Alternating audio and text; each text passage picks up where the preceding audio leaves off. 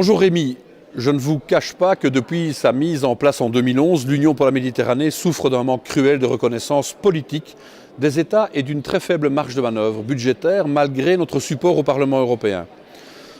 Entre cette période post-printemps arabe où la situation politique est parfois explosive et la crise économique qui depuis 2008 creuse les inégalités entre le nord et le sud de la Méditerranée, force est de constater que les perspectives d'avenir ne sont guère réjouissantes pour les citoyens méditerranéens. Et face à ce constat, un peu morose, j'en conviens, nous venons de proposer la relance du partenariat euro-méditerranéen. L'objectif principal est de donner un coup d'accélérateur à la mise en œuvre des projets de l'Union pour la Méditerranée à l'heure de bouleversements politiques et économiques régionaux majeurs.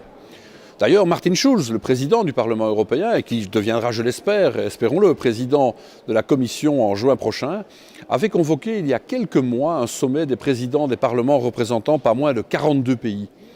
Ils ont à cette occasion confirmé leur support aux 14 projets relatifs au développement économique et social durable, à l'enseignement supérieur ou au transport. Citons en exemple le plan solaire méditerranéen ou l'initiative régionale pour l'emploi qui sont des projets vraiment intéressants. Pour relancer l'Union pour la Méditerranée, il est indispensable de renforcer leur position dans les relations euro-méditerranéennes. Le dialogue politique doit se construire autour de 3 axes, les peuples, les parlements et la participation. Ce n'est pas une mince affaire, les choses avancent, peut-être pas assez vite à mon goût, mais les choses avancent.